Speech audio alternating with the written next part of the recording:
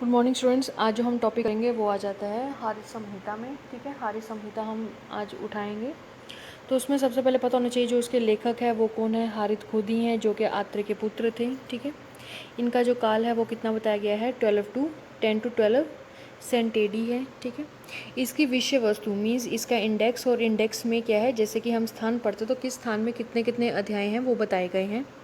तो अन्नपान स्थान है जिसमें 23 है, अरिष्ट स्थान जिसमें 9 है, चिकित्सा स्थान 58, कल्प स्थान 6, सूत्र स्थान 5, शरीर स्थान 1, पारिष्ट, ठीक है ना, एक नया स्थान है दैट इज़ अ पारिष्ट स्थान, वो कितने हैं, एक बताया गया उसमें कुल अध्याय। ठीक है, तो कुल अध्याय टोटल कितने आ जाते हैं, तो 103 है। ठीक है, इसमें याद रखना कि इसमें टोटल स्थान कितने बताए गए हैं, तो 7 स्थान बताए गए हैं, 7। ठीक है, अब हारित के जो मुख्य रूप से जो योगदान है उसके बारे में चर्चा कर लेते हैं।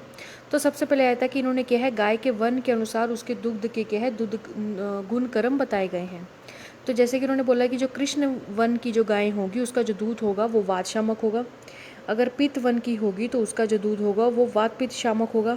श्वेत वन की होगी तो वो कफ कारक होगा। ठीक है, श्वेत वन की होगी तो वो क्या है, कफ कारक बोला है, याद रखना। ठीक, बाकी वो जो दो ऊपर वाले वो शामक है, लेकिन ये कारक बताया गया है। अगर जिस गाय का बछड़ा ना हो तो वो क्या है, त्रिदोष कारक इन्होंने बताई गई है। ठीक है, उसके बाद नेक्स्ट अगला आ जाता है कि अजय दुग्ध को क्या है। ठीक है ना, जो अजय दूध मीन्स क्या है, जो बकरी का दूध होगा तो उसको क्या माना गया है, ग्राही। महिषी दूध को अभिसंधि, और गो दूध को क्या है, रेचक की प्रवृत्ति बताया गया है। ठीक है ना, प्रकृति उसकी ऐसी बताई गई है।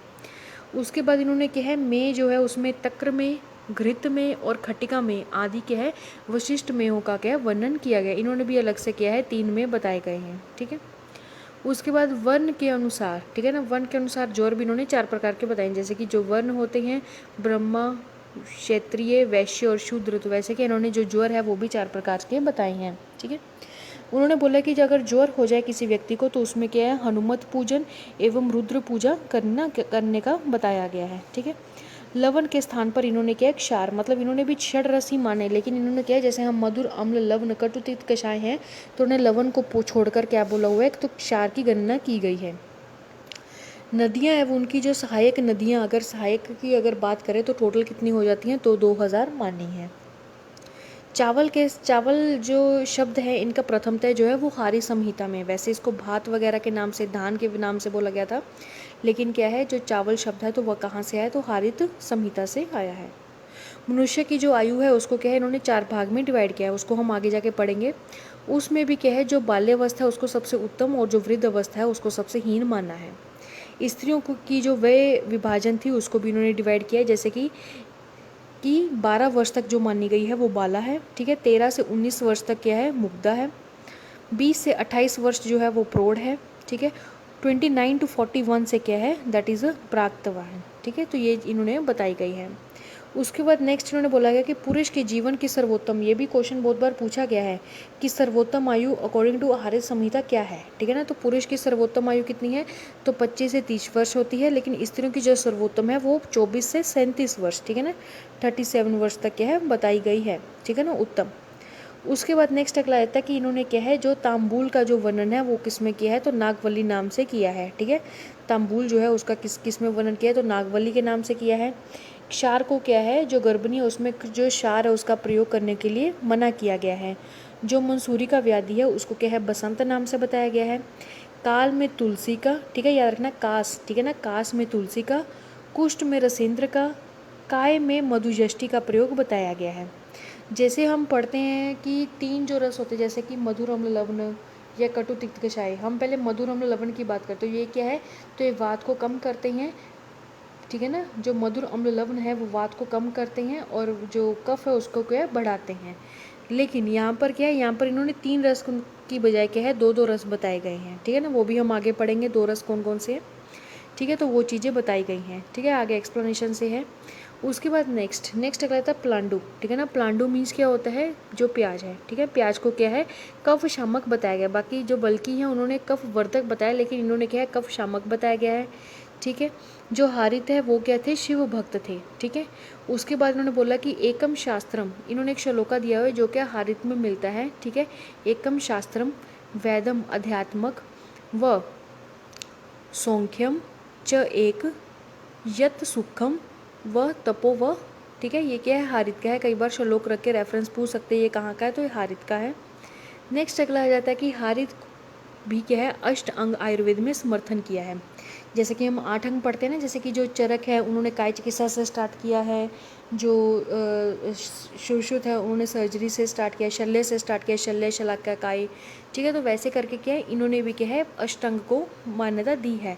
लेकिन इन्होंने क्या किया है, जो हम अगत तंत्र पढ़ते हैं उसमें हम विष के बारे में पढ़ते हैं, लेकिन इन्होंने क्या है, मगर हारित ने क्या है, अगत तंत्र जो है में क्या है, अगत तंत्र में क्या है, गुदा और वस्ती रोगों के शांतार्थ मतलब वस्तीकरण को शामिल किया है, ना कि विश्व विज्ञान को, ठीक है।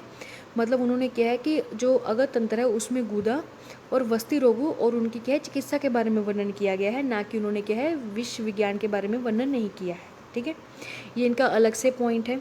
इन्होंने वही बोला है कि जो गुदा आयम, आयम मतलब रोग, ठीक है ना, वस्ती रुजाम शमनम, ठीक है, वस्ती रुकम अस्थापनम अनुवासनंतु अगदम नाम एवच, ठीक है। तो ये इन्होंने अलग से बताया गया है। उसके बाद नेक्स्ट अगला आता है छिन्न भिन्न भगन शत पिच्छित एवं दग्ध की चिकित्सा को क्या है, उपांग चिकित्सा का नाम दिया गया है। किसकी चिकित्सा का, तो उपांग चिकित्सा, ठीक है। तो याद रखना है कि इन्होंने जो छिन्न भिन्न शत पिच्छित दग्ध, ठीक है, ऑलमोस्ट वर्ण के जो भेद हैं वो आए हुए हैं, जैसे छिन्न भिन्न शत पिच्छित, भगन और जो दग्ध है वो अलग से हैं, तो इनको क्या है उपांग इन्होंने चिकित्सा का नाम दिया गया है। 2 प्रकार की इन्होंने चिकित्सा बताई गई है, एक शमन चिकित्सा होती है, एक कोपन चिकित्सा होती है। वैद भी इन्होंने 2 प्रकार के बताए गए हैं। कौन कौन से, एक होते हैं रोग उपचारक, एक होते हैं रोग अपचारक। जो उपचारक होंगे तो वो तो चिकित्सा जानने वाले होंगे, और जो अपचारक होंगे वो क्या है दुष्परिणाम जानने वाले होंगे, ठीक है। इन्होंने जो वैद है, जैसे कि हम चरक सूत्र में पढ़ते हैं 11 में कि 3 प्रकार के होते हैं, सिस साधित, छेचर और प्राणाभिसर। लेकिन यहाँ पर जो वैद है उसको कितने माने हैं, तो 2 माने हैं, चिकित्सा के लिए और 2 रोगों के क्या है दुष्परिणाम जानने वाले, ठीक है। उसके बाद इन्होंने व्याधियाँ जो है उसको 4 प्रकार से माना है, साध्य, असाध्य, याप्य और कृत साध्य, ठीक है। उसके बाद जठर अग्नि का इन्होंने बताया कि जठर अग्नि जो होती है उसके पाक का क्रम क्या बताया, तो उन्होंने बोला गया है कि पचेत, ठीक है ना, पचेत प्रथम आहारम। तो उन्होंने बोला गया कि पहले क्या पचता है, तो प्रथम आहारम, आहार जो होता है उसका पाचन होता है। दोष, ठीक है ना, अगर जो दोष, इन्होंने सिंपल ये बोल दिया कि सबसे पहले किसका होता है, कि सबसे पहले आहार पाचन होता है। दोषान आहार संरक्षते, ठीक है ना, दोषान अलिनो, ठीक है ना, जो अनिल होगा उसके बारे में, अनिल मीन्स क्या होता है, वात, ठीक है ना, दोष शय अनिलो, ठीक है। धातु नाम प्राणाम धातु क्षय संहितम। तो इन्होंने सिंपल ये बोला कि सबसे पहले क्या है कि आहार जो है, आहार बनेगा, ठीक है, आहार जो पचेगा उससे रस, रक्त, मांस में अस्थि, मज्जा, शुक्र धातुएं बनेगी। अगर तो जो दोष हैं, दोष सही रहेंगे, ठीक है, तो आहार जो होगा वो ठीक तरह होगा सब कुछ। लेकिन अगर दोष वहाँ पर प्रॉब्लम क्रिएट करते हैं तो उसे वात प्रकोपित होकर क्या करेगा, धातुओं को क्षय करेगा। ये चीज़ बताई गई है। जैसे हमने पीछे पढ़ा था कि 4 अवस्थाएं बताई गई हैं आयु की, तो वो कौन कौन सी बताई थी, उसमें था कि जो बाल्यावस्था उसको उत्तम और जो वृद्धावस्था उसको सबसे हीन मानना। तो 4 कौन कौन सी थी, तो उसमें बाल्यावस्था, युवावस्था, मध्यावस्था, ठीक है। तो 16 तक, 25 तक, 70 और 70 से अधिक, ठीक है। उसके बाद उन्होंने बोला कि दोष की जो प्रकृति है, दोष की प्रकृति इन्होंने बोली 4 प्रकार की होती है। तो 4 कौन से, वातज, पित्तज, कफज और सन्निपातज, ठीक है। अब इन्होंने पंखों के बारे में वर्णन किया गया, जैसे गर्मी हो या फिर लाइट चले जाती तो पंखा, आजकल तो इन्वर्टर आ गए हैं या फिर जनरेटर वगैरह हैं, लेकिन फिर भी इन्होंने बताए गए हैं कि वस्त्र, चम, बांस, ठीक है, ताड़पत्र, खस, मयूर, पिछ आदि से बने पंख, ठीक है ना, की हवा को क्या है उत्तरोत्तर क्या है उत्तम गुणों से युक्त माना है। उसके बाद हम बोलते हैं संधि, ठीक है ना, ऋतु संधि के बारे में हम बात करते हैं। तो ऋतु संधि में हम हमेशा पढ़ते हैं काग, काग, ठीक है ना, तो हम क्या है काग वर्ड यूज़ करते हैं, क से कार्तिक और आग से आघन, ठीक है। इन्होंने क्या है मार्च और आषाढ़ को भी क्या है महीनों में क्या है इसको भी ऋतु संधि बताया गया है। उसके बाद नेक्स्ट अगला आ जाता है हेमंत ऋतु। हेमंत ऋतु में उन्होंने बोला जो प्रवाहित जो वायु है उसको क्या है विष युक्त मानना है। हेमंत ऋतु में जो वायु जो चलती है उसको क्या है विष युक्त मानना है।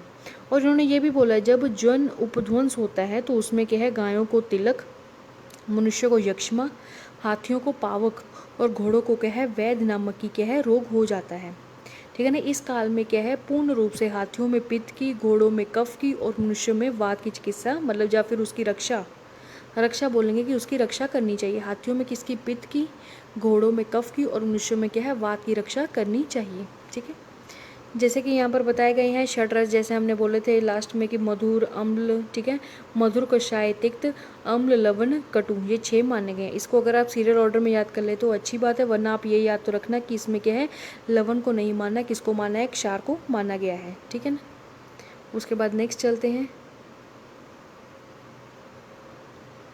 नेक्स्ट में क्या है? नेक्स्ट में आ जाता है क्षार। जैसे कि हमने बोला था कि दो दो रस इसके प्रकोपक हैं और दो दो रस ही इसके क्या है? शामक है। ठीक है ना। तो वैसे क्या आ जाता है? क्षार। तो क्षार एवं कषाय जो है वो क्या है? वात प्रकोपक है। ठीक है, याद रखना कि क्षार और कषाय जो है वो वात प्रकोपक है। मधु और तिक्त जो है वो कफ प्रकोपक है। और कटु और जो आम्लक है वो पित्त प्रकोपक है। ठीक है, इसी प्रकार से क्या है? कटु और जो आम्लक है जो पित्त प्रकोपक थे वो वात शामक है। मधु और तिक्त जो कफ प्रकोपक थे वो पित्त शामक है। कटु और कषाय जो कफ प्रकोपक, कटु और कषाय क्या है? इसमें कफ शामक बताए गए हैं। ठीक है ना। गंगा के पानी के परीक्षण की विधि, तो उन्होंने बोला कि यहाँ पर इन्होंने जो हारित जो संहिता है उसमें क्या है? गंगा के पानी की परीक्षण विधि भी क्या है? बताई गई है। उसके बाद इन्होंने क्या है? नक्षत्र बताया है, एक स्वास्तिक नक्षत्र। ठीक है ना। स्वास्तिक नक्षत्र में क्या है? उन्होंने बोला कि बसने वाले जल को क्या है? स्वास्तिक जल संज्ञा दी गई है, जो कि अमृत के तुल्य बताया गया है। ठीक है ना। जो स्वास्तिक नक्षत्र में जो वर्षा होगी तो उसको क्या है? स्वास्तिक नक्षत्र बता कर क्या है? उसको अमृत के तुल्य बताया गया है। जैसे कि इन्होंने बोला कि हंसोदक को क्या है? अंशुओदक नाम दिया गया। एक तो इन्होंने बताया गया कि अगर स्वास्तिक नक्षत्र हो उसमें जल बरसे तो उसको स्वास्तिक जल है, और साथ में ये भी बोला गया कि अगर हंसोदक कोई है तो उसको क्या है? अंशुओदक क्या है? नाम दिया गया है। ठीक है ना, अंशुकद नाम दिया गया है। स्तनों में अगर दुग्ध उत्पत्ति हो जाती है उसके बारे में भी वर्णन किया गया है। और उन्होंने एक मेन पॉइंट ये बताया कि अगर जन्म के बाद तुरंत, ठीक है ना, तुरंत क्या है कि स्तन्य पान कराते हैं तो वो क्या होता है? कफ प्रकोपक होता है। ठीक है ना, जो स्तन्य होता है वो कफ प्रकोपक होता है। एवं शिशु को क्या है? उसका निषेध करने को बताया गया है। तभी क्या है? कुछ जो आचार्य हैं उन्होंने क्या 4th 5th डे पर बताया गया है। ये नहीं है कि जन्म के बाद एट अ टाइम अगर हम उसको पिला देंगे तो वो क्या है? कफ कारक होता है। ठीक है। जैसे गायों का पीछे बताया गया था कि अगर हम इस रंग की गाय को लेंगे तो ये होगा, तो वैसे ही इन्होंने स्त्रियों के भी बताया कि उन्होंने बोला कि अगर काले स्त्री होगी तो उसका जो दुग्ध होगा वो वात शामक होगा, गोरी स्त्री होगी तो कफ कारक होगा, लाल रंग की स्त्री होगी तो दुग्ध वात कारक होगा, पीत वन की होगी तो पित्त शामक एवं श्रेष्ठ बताई गई है। वो ही गाय की तरह ही है। वहाँ लाल रंग नहीं था तो यहाँ पर याद कर लेना कि वो भी वो क्या है? वात कारक है। ठीक है। उसके बाद नेक्स्ट अगला आता है ऋतुओं के अनुसार। तो ऋतु के अनुसार उन्हें दग्धि के गुण के बारे में बताया गया है। मूत्र जो है उन्होंने कितने बताए गए हैं? मूत्र वर्ग 9 बताए गए हैं। हम लोग कितने पढ़ते हैं? तो हम लोग 8 पढ़ते हैं। इन्होंने कितने हैं? 9 बताए हैं। और इन्होंने एक चीज़ अलग बताई है कि अगर स्त्री जो है वो अप्रसूता है और जब प्रसूता है, जब अप्रसूता होगी तो जो स्त्री का मूत्र होगा वो गाढ़ा होगा। और यहाँ पर क्या इन्होंने बता दिया? तो इन्होंने बोला कि जो प्रसूता स्त्री होगी उसका जो होगा वो कैसा होगा? हल्का होगा। ठीक है। उसी प्रकार से जो बैल है उसका जो इन्होंने मूत्र बताया गया, ठीक है ना, बद्य बैल का जो मूत्र बताया गया वो क्या बताया गया? तो हल्का बताया गया है। ठीक है। उसके बाद नेक्स्ट अगला आता है कर्म अनुसार। तो कर्म अनुसार मूत्र के लिए बताए गए हैं। तो उसमें बोला गया कि बकरी और जो अगर हम किसी काम के लिए किसी को दे रहे हैं तो उस चीज़ के बताया कि बकरी और गाय का क्या है? मूत्रपान हेतु, मतलब उसको पान करने के लिए देना है।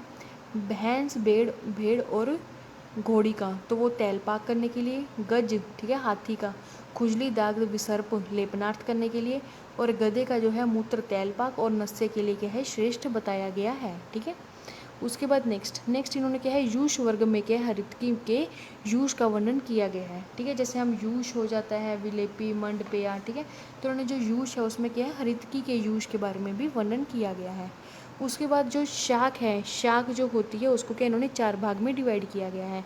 तो पुत्र, पुष्प, ठीक है ना, पत्र, पुष्प, फल और कंद, ये करके बताए गए हैं। उसके बाद जो मधु है, मधु 4 प्रकार की होती है। तो इन्होंने जो चरक के अकॉर्डिंग है वो 4 प्रकार की, लेकिन इन्होंने कितने प्रकार की मानी है? तो 3 प्रकार की ही मानी है। ठीक है ना। 3 प्रकार की कौन कौन सी है? तो भ्रामरक, सारध और शूद्र। ठीक है, 3 प्रकार की मानी गई है। जिसमें जो भ्रामरक है उसको क्या है? मधु जो होता है वो वृक्ष पर, ठीक है ना, वो वृक्ष पर होता है। सारध जो होता है वो तृण के गुच्छों पर होता है। और जो शूद्र होता है तो मधु वृक्ष के कटोर में मिलता है। ठीक है, एक तो वृक्ष पर है, एक गुच्छों पर है, और एक कहाँ है? कटोर पर है। ठीक है। उस प्रकार से नेक्स्ट अगला आता है मदिरा। तो मदिरा को इन्होंने क्या है? 4 प्रकार से बताया गया है। तो गोड़ी, ठीक है, माधवी, पैष्टी, ठीक है, और क्या आता है? निर्यास। तो इन्होंने क्या है? 4 प्रकार की मदिरा बताई गई है। उसके बाद इन्होंने क्या है कुछ ऐसे रोग बताए हैं जो क्या है उन्होंने बोला है कि ये किसी के अभिशाप देने से या पूर्ण जन्म का कोई आपने कार्य किया उस वजह से क्या है ये रोग हुए हैं। तो कौन कौन से आए थे, तो उसमें आ जाते हैं पांडु, कुष्ठ, राजक्षमा, अतिसार, प्रमेय, मूत्र रोग, अश्मरी, शूल, श्वास, शोथ एवं व्रण। ये क्या है पूर्व जन्म कृत पापों के कारण क्या है उत्पन्न माना गया है। ठीक है ना, ये क्या है उन चीज़ों के कारण क्या इसको उत्पन्न माना गया है। व्रण, शूल, शिरा शूल, रक्त, पित्त, ठीक है, आदि को क्या है अभिशापज जन्य माना गया है। ज्वर, अजीन, वमन, भ्रम, मोह, अग्निमंद, यकृत, प्लीहा एवं शोष रोगों में क्या इसको उपरोग बताया गया है। याद रखना कि पाप क्रीज किसको बोला गया है, अभिशापज किसको बोला गया है और उपरोग किसको बोला गया है। ठीक है, उसके बाद नेक्स्ट इन्होंने एक और चीज़ बताई। इन्होंने बोला कि कर्म अनुसार अगर रोगों की उत्पत्ति बताई गई तो उन्होंने बोला क्या कि अगर ब्रह्म घात हो जाए, ठीक है ना, ब्रह्माघात हो जाए तो उससे पांडु रोग होता है। अगर गौ को घात किया जाए तो उसे कुष्ठ होगा, मनुष्य को घात किया जाए तो उसे अतिसार होगा, पर स्त्री संभोग किया जाए तो प्रमेय होगा, अगर कुलज की स्त्री का संभोग किया जाए तो फिर क्या होगा भगंदर होगा। ठीक है, तभी तो जैसे कि टेवा वगैरह मिलाते हैं कि हाँ भाई कि हम अपने गोत्र में किसी लड़की के साथ शादी नहीं करनी, तो वो ये कि अपने कुल में, ठीक है ना, स्त्री के साथ संभोग करेंगे या फिर शादी करेंगे तो उससे क्या है उसे उन्होंने बोला भगंदर है। चांदी की अगर कोई चोरी करता तो चित्रकुष्ठ के रोग की उत्पत्ति मानी गई है। ठीक है, नेक्स्ट अगला आता है सामान्य कर्म के रोग। तो सामान्य कर्म जो होते हैं तो उसमें उन्होंने कुछ ना ये भी बोला गया कि अगर आप ये चीज़ें दान करेंगे तो उससे क्या आपके ये रोग भी शांत हो जाएंगे। तो उन्होंने बोला कि अगर सामान्य कर्म का कोई व्यक्ति है उसको मतलब सामान्य कर्म वाला कोई रोग हो जाता है किसी को तो उसको क्या करना चाहिए, तो उसको शमनार्थ करने के लिए षडोश अंश दान में देना चाहिए, मतलब 16वां भाग क्या है दान में देना चाहिए। मगर अगर क्या है कुष्ठ है, ठीक है, तो उनमें कितना बोला गया, तो 69वें, ठीक है ना, भाग को दान देने के लिए बोला गया है। इसी प्रकार से क्या है रोगानुसार दान देने को बताया गया है, जैसे कि प्रमेय, श्वास, काश, भगंदर, तो इसमें स्वर्ण दान करने के लिए बोला गया है। अगर श्वास काश हो तो उसमें घोड़े या बैल को दान करने के लिए बोला गया है। रक्तपित्त हो तो उसमें क्या है मधु घृत का दान करने को बोला गया है। गुल्म में कन्या दान करने को बोला है। प्रमेय में क्या है नमक दान करने को बोला है और श्रम में पानी दान करने को बोला है। ज्वर में क्या है शिव पूजा और विसर्प में वनस्पतियों का सिंचन करने के लिए हितकर बताया गया है। ठीक है, तो ये चीज़ें इन्होंने अलग अलग बताई हैं कि अगर आप ये उपाय करेंगे तो उससे क्या आप रोगों से शांत हो जाएंगे या मुक्त हो जाएंगे। ठीक है, उसके बाद अष्टविध महागत जो है जो चरक ने बताए गए हैं वो इन्होंने बताए हैं, जैसे कि जिसको महाव्याधि बोला गया उसी को ही महागत बोलते हैं आचार्य चरक। ठीक है, नक्षत्र ज्ञान और होम विद्या का भी पृथक रूप से वर्णन किया है ये देते हैं। ठीक है, उसके बाद नेक्स्ट पॉइंट पे आ जाओ। नेक्स्ट क्या उन्होंने बोला कि वात को क्या है, इन्होंने ये भी बोला कि कब पाक होता है। ठीक है, तो पाक क्रम इन्होंने पाक काल बताया गया। तो वात का इन्होंने 7 दिन में, पित्त का 3 दिन में, कफ का क्या है 1.5 दिन में क्या है, ठीक है ना, पाक होना बताया गया है। अतः उन्होंने मिक्सचर भी बताया, मतलब द्वंद्वज भी बताया। अगर वातज पित्तज है तो 9 दिन में, कफज वातज है तो 10 दिन में, वातज पित्तज है तो 5 दिन में। ठीक है, त्रिदोषज है तो 12 दिन में और सन्निपातज है तो 14 दिन में क्या है इसका पाचन होना बताया गया है।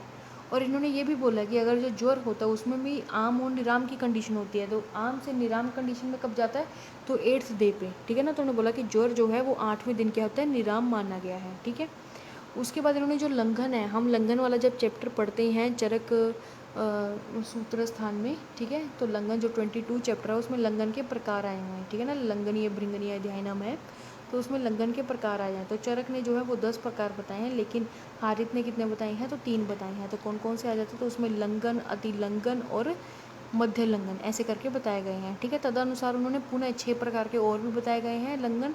तो अंशन, वमन, विरेचन, रक्त मोक्षण, उष्णपान और स्वेदन, अगर हम ये भी काम करते तो उससे भी क्या है लंघन कर्म होता है। ठीक है, उसके बाद बाल्यावस्था में इन्होंने रक्तज रोग प्राधान्य माना गया है। ठीक है, उसके बाद इन्होंने बोला गया कि कफ और पित्तज रोग प्राधान्य और 16 वर्ष के बाद त्रिदोष प्राधान्य, 25 वर्ष के बाद प्राय सन्निपातज ज्वर को माना गया है। इन्होंने क्या है 7 प्रकार के क्वाथ बताए गए, तो पाचन, शमन, ठीक है ना, शमन, दीपन, क्लेदन, शोषण और संतर्पण, ये 7 प्रकार के क्या है क्वाथ बताए गए हैं। उसके अतिरिक्त क्या है, मनुष्यों के अतिरिक्त अन्य प्राणियों में होने वाले ज्वर को भी क्या है, असाध्य माना गया है। ठीक है, ज्वर की जो उत्पत्ति है उसमें क्या है, वायु को प्रधान माना गया है। ठीक है, इसमें जो पक्वाशय अस्थि है उसको क्या है, अग्नि को क्या है, विकृति मानी गई है। याद रखना, ज्वर की जो उत्पत्ति है, ठीक है, जो ज्वर उत्पन्न होता है तो वो किस वजह से होता है, तो वो होता है वात की प्रधानता से। ठीक है ना, ज्वर की उत्पत्ति क्या इन्होंने मानी है, तो वात की प्रधानता मुख्य रूप से मानी है। और इसमें भी क्या है, पक्वाशय, जो पक्वाशय वैसे भी वो वात का स्थान है। ठीक है ना, तो पक्वाशय अस्थि अग्नि की विकृति मानी गई है। उसके बाद नेक्स्ट अगला आता है कि विषम ज्वर जो होता है। ठीक है ना, विषम ज्वर 4 प्रकार से मानते हुए, ठीक है ना, जो विषम ज्वर हम पढ़ते हैं ना, सतत संतत, ठीक है, सतत संतत तृतीयक और चतुर्थक ऐसे करके हम जो पढ़ते हैं, तो उसमें क्या है, इन्होंने भी जो विषम ज्वर जो है वो 4 प्रकार से बताया है। ठीक है, तो 4 प्रकार के कौन कौन से आए गए हैं, तो इन्होंने माना गया है, मानते हुए बेला ज्वर का स्थान। ठीक है ना, बेला, एक इन्होंने बेला माना है, एकाहिक, ठीक है ना, एक रस, एकाहिक, तृतीय और चतुर्थक, इन्होंने 4 माने। तो बेला का जो है उसका जो स्थान है वो धातुओं में होता है, जो विष ज्वर होता है तो उसमें रस, ठीक है, बेला का स्थान रस में, एकाहिक का स्थान रक्त में, तृतीय का स्थान मांस में, चतुर्थ का स्थान अस्थि में बताया गया है। ठीक है, उसके बाद नेक्स्ट अगला आता है वन के अनुसार। तो वन के अनुसार 4 प्रकार के ज्वर बताए गए हैं, ब्रह्मा, क्षत्रिय, वैश्य और शूद्र। तो ब्रह्मा का ज्वर जो है वो आ जाता है रौद्र में, क्षत्रिय का ज्वर आ जाता है महेंद्र में, वैश्य का ज्वर जो है वो आ जाता है ज्वरेश्वर में, और शूद्र ज्वर का किस में आता है, काल रूप में संज्ञा दी गई है। ग्रहणी, तो ग्रहणी भी इन्होंने 4 प्रकार से बताई गई है। तो 4 कौन कौन से आए थे, तो आए थे वातज, पित्तज, कफज, सन्निपातज। ठीक है, तो ये क्या है, ग्रहणी के 4 भेद बताए गए हैं। उस बाद गुलम, तो गुलम के भी क्या है, 5 भेद बताए गए हैं और 5 ही स्थान बताए गए हैं। और इन्होंने ये भी बोला कि हृदय में होने वाला जो गुलम है उसको क्या है, यकृत। ठीक है ना, याद रखना, स्थान बताते हुए हृदय में होने वाले गुल्म को यकृत गुलम, कुक्षी में होने वाले को क्या है, अंठिल्ला, ठीक है ना, अष्ठिल्ला, मध्य में होने वाले को प्लीहावस्ती, के स्थान में होने वाले को चंड्र। ठीक है ना, याद रखना कि मध्य भाग में होने वाले को प्लीहावस्ती, के स्थान में होने वाले प्लीहावस्ती के स्थान में होने वाले को चंड विवृद्धक। ठीक है, और नाभि के स्थान में होने वाले को क्या है, गुल्म की ग्रंथि का नाम दिया गया है। कृमियों का विस्तार से वर्णन करते उन्होंने बोला कि बारह और क्या होती हैं, बाहरी और अभ्यंतर 2 प्रकार की कृमियों का वर्णन किया गया है। बाहरी जो होती है वो 7 प्रकार की, जो अभ्यंतर है वो 6 प्रकार की कृमियाँ इन्होंने अलग से बताई गई हैं। जबकि हम चरक में पढ़ते कि 2 प्रकार की कृमियाँ होती हैं, बाहरी जो और अभ्यंतर। बाहरी में सिर्फ 2 ही होती है, अभ्यंतर में हम पूरक करके याद करते हैं, दैट इज़ अ पुरुष, रक्तज और पूरक। ठीक है ना, पुरुष हो जाता है, रक्तज हो जाता है और श्लेष्मिक मतलब कफज। ठीक है ना, तो इसमें क्या आ जाएगा, इसमें आ जाता है कि उसमें भी आगे जाता है 5, 6, 7 करके। ठीक है, तो वो टोटल जो कृमियाँ है वो 20 प्रकार से, लेकिन इन्होंने भी क्या है, इन्होंने 2 मानकर उसमें 7 और 6 इन्होंने बता दी गई हैं। उसके बाद नेक्स्ट अगला आते हैं शूल। तो शूल भी जी इन्होंने 10 प्रकार के माने गए हैं। अंध्रव शूल होता है, कफय शूल नाम दिया गया है। याद रखना, अंध्रव शूल को क्या है, कफय शूल नाम दिया गया है। और कुबेराक्ष को क्या है, सर्वशूल नाशक औषधियों के लिए बताया गया है। मतलब अगर आपको शूल हो रहा है तो आपको क्या देना है, कुबेराक्ष को देना है, तो उससे क्या है, सर्वशूल नाशक औषधि को बताया गया। ठीक है, उससे क्या है, शूल खत्म हो जाएगा। उसके बाद पांडु रोग। तो पांडु रोग जो इन्होंने 5 प्रकार के बताए हैं, तो बताते इन्होंने क्या है, मृतिका भक्षण जन्य पांडु को क्या है, रुक्ष। ठीक है, हम बोलते हैं ना वातज, पित्तज, कफज, सन्निपातज और मृतिका भक्षण, तो इन्होंने मृतिका भक्षण वर्ड ना लेकर रूक्षण, ठीक है ना, रूक्षण पांडु का नाम दिया गया है। और कामला, हलीमक और कुंभ कामला को क्या है, पांडु रोगों की ही गणना करते हुए उन्होंने जो पांडु रोग है टोटल कितने मान लिए, 8 मान लिए। ठीक है, कितने मान लिए, 8। इन्होंने जो पांडु रोग है 8 माने हैं, उसमें इन्होंने क्या किया, जो मृतिका भक्षण था उसको क्या इन्होंने मान लिया, तो उन्होंने मान लिया रूक्षण पांडु मान लिया है। ठीक है, उसके बाद नेक्स्ट चलते हैं, नेक्स्ट अगला आता है क्षय। तो क्षय जो होते हैं इन्होंने 10 प्रकार से मानते हुए क्षय रोग के प्रकरण में क्या है, च्यवनप्राश शवले, अगस्त्य हरित की, वर्धमान पिपली, शिलाजतु चूर्ण, प्राशर घृत, अमृत प्राशर घृत, ताल का आम्रतक, ठीक है, नामक क्या है, योगों के बारे में वर्णन किया गया है। उसके बाद नेक्स्ट अगला जाता है राजक्षमा। तो राजक्षमा का रोगी जो होता है साधारणतः 4 मास तक जीवित रहता है। कितने मास तक जीवित रहता है, तो 4 मास तक जीवित रहता है। बलवान होने पर क्या है, अधिकतम 6 मास तक, और उत्तम कोटि का हो तो चिकित्सा करने पर अधिकतम क्या है, 1000 दिन तक क्या है वो जीवित रहता है। ठीक है, नेक्स्ट आ जाओ। नेक्स्ट में क्या बोला कि रक्त पित्त के, ठीक है ना, रक्त पित्त के क्या है, कोष्ठ आश्रित पित्त, ठीक है, प्राण वायु। याद रखना कि रक्त पित्त में क्या है, अगर कोष्ठ आश्रित कोई पित्त है, प्राण वायु, स्मान वायु, अपान वायु, 3 वायु आगी की दृष्टि मान्यताएं करते हुए क्या है, इसमें प्रकोप जो है वो 4 प्रकार से बताया गया है और इसकी जो गतियां हैं वो 2 प्रकार से मानी गई हैं, ठीक है ना। इसमें जो गतियां हैं वो 2 प्रकार से हैं और जो रक्तपित्त का प्रकोप का कारण बताए गए हैं तो वो कितने हैं, 4 प्रकार से कारण बताए गए हैं। वासा, वासा को प्रशस्त नाम से लिखा गया है। इन्होंने क्या है, जो वासा के लिए बहुत अच्छी एक कोटेशन दी है, तो उन्हें बोला गया है कि वासा श्याम विद मान आश्य जीवितस्य च रक्तपित्त क्षयी, ठीक है ना। एक तो रक्तपित्त में, क्षय में, कास में, ठीक है। तो ये तीनों में क्या है, ये वासा को सबसे अच्छा माना गया है। इन्होंने जो 43 चूर्ण है उसको क्या है, रक्तपित्त की चिकित्सा में बताया गया है। वातज, पित्तज, कफज, सन्निपातज, रक्तज और सहज, इसको क्या है, अर्श के 6 भेदों में बताया गया है। एक कांक्यायन गुटिका है जो क्या है, एक कल्याणक, ठीक है ना। कांक्यायन गुटिका और कल्याणक लवण जो है उसका वर्णन क्या इसमें अर्श में मिलता है। और इन्होंने 8 प्रकार के कासरोग बताए हैं, वातज, पित्तज, कफज, वातज, पित्तज, पित्तज, कफज, ठीक है। और क्या इन्होंने रक्तज, सन्निपातज और क्षयज, इन्होंने क्या है 8 प्रकार के बताए गए हैं। ये इन्होंने वही नाम बताए गए हैं, ठीक है। उसके बाद नेक्स्ट अगला आता है आजीन। आजीन से उत्पन्न होने वाले जो वमन है वो 2 प्रकार से बताए गए हैं। कौन कौन से होते हैं, तो उन्होंने बोला स्निग्ध और रुक्ष होता है और दोषानुसार जो वमन होते हैं वो 3 होते हैं, वातज, पित्तज और कफज। प्रत्येक जो इन्होंने बोला जो ज्ञान इंद्रियाँ होती हैं उसकी क्या नाड़ियाँ होती हैं, तो प्रत्येक एक ज्ञान इंद्रिय की कितनी नाड़ियाँ हैं, तो 12 नाड़ियाँ बोली गई, मतलब 12 नाड़ी है। तो अगर 12 को हमारी टोटल कितनी ज्ञान इंद्रियाँ, तो 5 ज्ञान इंद्रियाँ, तो 5 को 11 से करेंगे तो कितने टोटल 60। तो टोटल कितनी नाड़ियाँ हैं, तो कुल 60, ठीक है ना, 60 नाड़ियाँ हैं, क्या है स्थिति बताई गई है। उसके बाद मूर्छा के इन्होंने कितने माना है, तो मूर्छा के इन्होंने 6 भेद मानते हुए सुपारी से उत्पन्न मद का भी वर्णन किया गया है। इन्होंने क्या है, जो वातज रोग है वो कितने माने गए हैं, तो 84। हम कितने मानते हैं 80, तो इन्होंने कितने माने हैं 84। उसके बाद आम वात नामक जो 4 प्रकार के रोग माने गए हैं उसमें विशद विवेचन के लिए इसमें स्नेह का निषेध दिया गया है, ठीक है ना। तो उन्होंने बोला गया है कि अगर क्या है 4 प्रकार के इनके मानते हुए जो विशद विवेचन से क्या इसको जो स्नेह है उसको क्या है नहीं देना चाहिए। तो तस्य नाव, ठीक है ना, तस्य नाव स्नेहनम कारणम पाचनम च विधेयते, मतलब स्नेह नहीं देना चाहिए। उसके बाद बोला गया कि आम वात में क्या है, अजमोदादि चूर्ण, एरंड तेल, दशमूलक वात का निर्देश दिया गया है। गिदरसी वात, वातरक्त, अमल पित्त अगर हो तो पृथक पृथक अध्यायों का वर्णन किया गया है साथ में। और इन्होंने बोला कि उदर रोग में क्या है, केवल जलोदर का ही पूर्ण रूप से अध्याय का वर्णन किया गया है, ठीक है। और उसमें भी ये श्लोका दिया हुआ है कि अक्रियायाम ध्रुवो मृत्यु क्रियायाम संशयो भवे, ठीक है। तो ये किसके लिए है, तो ये जलोदर के लिए आया गया है, रेफरेंस पर्पज के लिए याद रखना कि किसने दिया है, तो हारित ने दिया है। शिशु में 3 मास तक अश्मरी होने पर इसका क्या है कारण, गर्भज के समय में पिता का शुक्र वेग को रोकना, ठीक है। और युवावस्था में क्या है, चौथी शुक्र अश्मरी को माना गया है, ठीक है ना। ये चीज़ को याद रखना। अगर शिशु अवस्था में है तो समझ लेना कि क्या है कि मैथुन के टाइम पर, ठीक है, जो पिता है उसने क्या है गर्भाधान के टाइम पर उसने क्या है शुक्र का जो वेग है उसको क्या है रोका, ठीक है ना, ये मान लेना चाहिए। इसके बाद अंड जो वृद्धि है उन्होंने कितनी मानी है, तो 4 प्रकार की अंडज वृद्धि मानी है, जिसमें पित्तज तथा सन्निपातज को क्या है असाध्य माना गया है और चिकित्सार्थ के लिए क्या है कर्ण के वेदन का निर्देश दिया गया है। बोला जाता है कि जैसे 2 अंडे अंडज होते हैं, ठीक है, तो उसमें क्या है कि अगर जिस तरफ की अंड होगा, मतलब कि अगर लेफ्ट की अंडज वृद्धि होगी तो लेफ्ट साइड का जो कर्ण होगा उसमें वेद होगा, ठीक है ना, वेदन होगा। तो ये चीज़ें बताई गई हैं। उसके बाद नेक्स्ट अगला आता है विसर्प। इन्होंने 7 प्रकार से, लुताएँ 7, शल्यपद 4 और स्तन्य जो दोष है वो 5 प्रकार से मान्य हैं। शूद्रक, आंतक, घोर, मंसूरिका नामक है रोगों का वर्णन किसमें है, उपसर्ग चिकित्सा करने के लिए बताया गया है।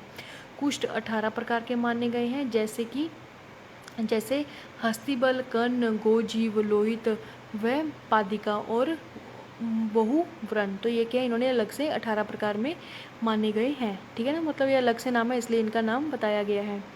उसके बाद नेक्स्ट अगला आ जाता है कि जो शिरो रोग है उसकी जो चिकित्सा है उसमें क्या बोला गया कि तो षड बिंदु तेल और बिंदु त्रय नामक से बताई गई है। इन्होंने शिरो रोग के लिए क्या है अनु तेल का प्रयोग नहीं बताया, इन्होंने षड बिंदु तेल के बारे में बताया गया। और खासकर किसमें है, तो अर्धभवेत और सूर्यवत में क्या है कुमकुम आदि के नस्से के बारे में बताया गया है। और इन्होंने क्या है जो भ्रू दोष है, ठीक है ना, जो भ्रू दोष है और इंद्रलुप्त नामक जो चिकित्सा का क्या है अध्यायों का अलग अलग से वर्णन अच्छे प्रकार से मतलब किया हुआ है। इन्होंने 6 प्रकार के बंध्या, 8 प्रकार के गर्भ के उपद्रव्य और 4 प्रकार के मूढ़ गर्भ के बारे में बताया गया। तो 4 प्रकार के कौन कौन से, तो वातज, पित्तज, कफज, सन्निपातज, मानते हुए मूढ़ गर्भ को क्या है बहुछेद हेतु अर्धचंद्र नामक क्या है शस्त्र से निर्देशित दिया गया है। मतलब अगर आपको करना पड़े मूढ़ गर्भ का छेदन करना पड़े तो किससे करना है, तो कौन से शस्त्र से, तो अर्धचंद्रकार से, ठीक है ना। इसमें शस्त्र जो होते हैं 3 प्रकार के होते हैं, जब हम सुश्रुत संहिता पढ़ेंगे तो उसमें आपको अच्छे से करवा दिया जाएगा। बालकों में क्या है उत्फुल्लिका नामक रोग का वर्णन करते हुए उरय प्रदेश में क्या है बिंदुवत दाह कर्म का निर्देश दिया गया है। 8 प्रकार के जंगल, ठीक है ना, जांगल और 8 प्रकार के स्थावर विषयों के बारे में भी वर्णन किया गया है। ईशत दग्ध, मग्ध, ठीक है ना, मध्य दग्ध, अत्यंत दग्ध, सम्यक दग्ध, ये क्या है अति दग्ध के क्या है 4 प्रकार बताए गए हैं, ठीक है। तो पूछ लिए जाते हैं कि अति दग्ध के कितने प्रकार है, तो ईशत दग्ध, मध्य दग्ध, अत्यंत दग्ध और सम्यक दग्ध ये बताए गए हैं। और रक्त मोक्षण भी क्या है 4 प्रकार से बताया गया है। उसी प्रकार से जो तेल पाक है वो भी इन्होंने 4 प्रकार से बताया। मुख्य रूप से 3 प्रकार का ही होता है तेल पाक, कि मृदु है, मध्य है या फिर खर है। यहाँ पर क्या है 4 है, तो इसमें क्या आ जाता है, इसमें खर है, चिकन है, मध्य है और विशोषी, ठीक है ना, विशोषी ये बताया गया है। 7 प्रकार के क्या है स्वेद बताए गए हैं। तो स्वेद में कौन सा है, लोष्ट, वाष्प, अग्नि, ज्वाला, घटी, जल, फल, बालुका, भेद, ठीक है ना। तो ये क्या है 7 प्रकार के इनके नाम बताए गए हैं।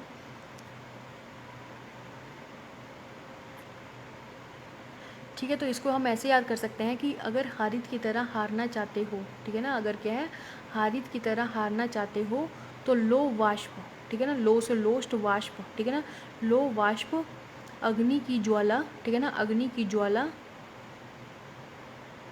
अग्नि की, ऐसे याद कर सकते हैं कि अगर हारित की तरह हारना चाहते हो तो लो वाष्प, अग्नि की ज्वाला, अग्नि की ज्वाला में जलो, ठीक है ना, कि लो वाष्प अग्नि की जो ज्वाला होगी अंदर हारने की तो उसकी अग्नि में जलो। तो अग्नि ज्वाला भी हो गया और जल भी हो गया, ठीक है ना, ये हो गया।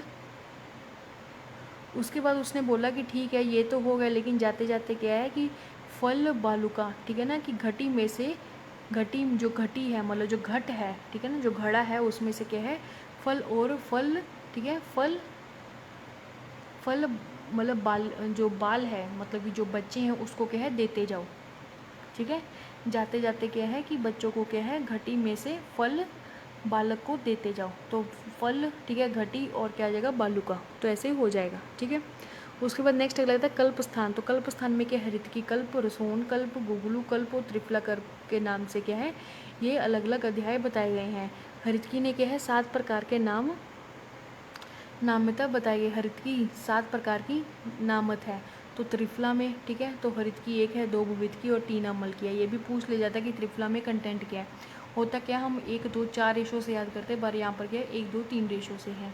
विवेचन है, ठीक है, और साथ में उन्होंने क्या बोल दिया है कि गुगलू में जो 4-5 प्रकार के भेद है उसमें भी क्या है हारित ने वर्णन किया है। याद करना कि गुगलू के कितने भेद बताए हैं, हारित ने तो 5 प्रकार बताए हैं। उसके बाद बोला कि इंद्र, ठीक है ना, याद रखना कि इंद्र ने जब अमृत का पान किया था उसे जो बूंद गिरी थी उससे क्या है उसे हरित की हुई, और गुरुड़ ने जब उसका अमृत का पान किया था तो उसमें जो अमृत की बूंद गिरी थी उससे क्या हुआ रसोन की उत्पत्ति हुई, ठीक है। हिंगू, उसके बाद बोला कि गूगल, तो गूगल को क्या है मारुभूमि में पादप बताते हुए क्या है यक्ष नामक जो देवता थे उनके लिए क्या थी प्रिय पापद बताया गया है। और इन्होंने बोला गया कि 7 दिन तक गूगल का सेवन अगर करते हैं प्रथम, ठीक है, तो उन्होंने बोला कि 7 दिन तक गूगल सेवन कर प्रथम, 14 दिन तक मध्य और 21 दिन तक क्या है प्रमर, मतलब इन्होंने परम मात्रा बताई है। हम बोलते थे ना कि अवर मात्रा है या फिर मध्यम मात्रा है और परम मात्रा है, तो इन्होंने क्या है अगर बोला कि 7 दिन तक उसको सबसे कम, अगर 14 दिन तक करोगे तो मिडल में, और अगर आप 21 दिन तक करते हो तो सबसे अच्छा माना गया। और उन्होंने ये भी एक विशेष लाइन बोली कि अगर आप 1 वर्ष तक गूगल का सेवन करते हैं तो मनुष्य के लिए स्थावर और जांगम किसी भी प्रकार का विषय हो उसको क्या है वो प्रभाव नहीं करेगा, ठीक है ना। उसके बाद नेक्स्ट आ जाओ, नेक्स्ट में आ जाता है नेक्स्ट कि गर्भ, ठीक है ना, गर्भ के विकास के क्रम के लिए बताया गया। तो उन्होंने बोला कि प्रथम दिन में क्या है बुद्ध स्वरूप होता है। जैसे हम मासानुमासिक पढ़ते हैं तो मास के अकॉर्डिंग उसमें आता है, लेकिन इसमें क्या है प्रथम मास में बुद्ध स्वरूप, 10वें दिन में क्या है शोणित स्वरूप, 15 दिन में घन स्वरूप, 20 दिन में मांसपिंड स्वरूप, 25 दिन में पंचतत्व प्रभाव होने लगता है, 1 मास तक यह पंचतत्व पूर्णतः प्रकट होने लगता है। 50 दिन पर अंकुर स्पष्ट होने लगता है। 3 मास पर हाथ पैर बढ़ने लगते हैं। 3.5 मास पर शेर स्पष्ट होता है। चतुर्मास तक लोम स्पष्ट होता है। 5वें पर जीव उत्पत्ति होती है। षष्ठम में प्रसूरन प्रभाव होता है। 8वें पर जठराग्नि और 9वें पर चेष्टाएं और 10वें पर प्रसव काल बताया गया है। इन्होंने याद रखना कि प्रसव काल कब का बताया है, तो 10वें मास पर बताया गया है, ठीक है ना। उसके बाद नेक्स्ट अगला आता है कि गर्भ के विभिन्न अंगों की उत्पत्ति। तो इन्होंने किया है कि अलग मतलब कि किसी के कलेक्शन की वात से, पित्त से, अग्नि से, जल मतलब पंचमहाभूत से कह लो, या दोष, कौन से दोष इन्वॉल्वमेंट होने से कौन सा जो अंग है वो उत्पन्न हुआ है, ठीक है। तो उन्होंने बोला गया है कि हस्तपाद जो सिर है वो वात से है। त्वचा, मांस, बाल, रोम, अस्थि वो पृथ्वी से है, सब हार्ड वाली चीज़ें हैं। जल, रक्त, लाला, मूत्र, शुक्र जो भी सारी लिक्विड वाली चीज़ें हैं वो जल से हैं। उसके बाद पीत, नेत्र, ताम्र, क्रोध, मोह वो तेजस से है, ठीक है। कान, स्पर्श, उश्वास, स्वेद और गमन गमन वो वायु से है, ठीक। उसके बाद मन, देखो स्पर्श वर्ड आ गया, तो स्पर्श तो वैसे ही किसके लिए है, तो वो वायु के लिए आता है, ठीक है। उसके बाद मन, बुद्धि, निद्रा, आलस, मद वो आकाश से है। याद रखना कि मन, बुद्धि, निद्रा और आलस, देखो निद्रा आलस भी है और बुद्धि भी है, तो वो सारा किससे है, तो आकाश से बताया गया है, ठीक है। उसके बाद उन्होंने बोला कि अगर त्वचा की उत्पत्ति होती है तो वह कैसे होती है, तो वात और रक्त से उत्पन्न होती है। मांस की जो उत्पत्ति है वो त्वचा में आश्रित होती है। मेद की जो है वीर्य प्लस कफ से उत्पन्न होती है। रक्त की अस्थि और रक्त से उत्पन्न होती है, ठीक है, रस की। उसके बाद उरु भाग की जो है रस, रक्त और कफ से है। प्लीहा की कफ और रक्त से है। और पेशियों की क्या है, कफ एवं रक्त से है, ठीक है। हृदय के लिए इन्होंने क्या बोला कि हृदय में पित्त की स्थिति और यकृत में क्या है, वात और कफ की स्थान बताया गया। याद रखना कि इन्होंने अलग से बताया कि हृदय में क्या है, पित्त की स्थिति है, और यकृत अगर जो होगा उसमें वात और रक्त की आ जाती है। आकाश में क्या है, वायु, ये याद रखना, ये थोड़ा सा अलग इन्होंने बताया गया है, ये 2 पॉइंट इन्होंने बोला है। आकाश से वायु, वायु से प्राण और प्राण से सत्वगुण, ठीक है ना, सत्वगुण की उत्पत्ति मानी गई है। उसी तरह इन्होंने माना कि आकाश से जल, जल से पृथ्वी, पृथ्वी से अग्नि और अग्नि से तमोगुण की इन्होंने क्या है, उत्पत्ति बताई गई है, ठीक है ना। इन्होंने तमोगुण की बता दी और सत्वगुण की बता दी है, ठीक है ना। और जो नहीं बताया, सिर्फ इन दोनों के बारे में बताया गया है। और उन्होंने ये भी बोला कि जो 5 महाभूत होते तो उसमें जो सबसे प्रधान होता तो वो कौन सा होता, तो आकाश महाभूत प्रधान होता है। कई बार क्वेश्चन रख के ऐसे पूछ लेंगे कि पंच महाभूत में से सबसे प्रधान कौन है, या फिर आकाश को पंच महाभूत में प्रधान किसने माना है, ठीक है ना। तो वो क्या आपको इस तरह के क्वेश्चन आ सकते, तो उसको क्या आपने अच्छे से कर लेना है, ठीक है। इसी तरह जो हमारा हारित संहिता है वो कंप्लीट होता है। जितने भी सारे इंपॉर्टेंट क्वेश्चन बनते थे हारित संहिता के रिगार्डिंग वो इसमें कर दिए हैं। बाकी आप साथ साथ अगर अपने जो क्वेश्चंस हैं, जो आपके एमसीक्यू हैं, ठीक है, जो इसी में डॉक्टर गोविंद पारिक की जो बुक्स हैं, ठीक है, तो उसी में क्या है आपको सब अवेलेबल हो जाएंगे एमसीक्यू। तो आप साथ साथ क्या है एमसीक्यू अगर लगाते रहेंगे तो आपका बहुत सारे जो क्वेश्चंस हैं वो क्या आपके इसमें कंप्लीट हो जाएंगे, ठीक है।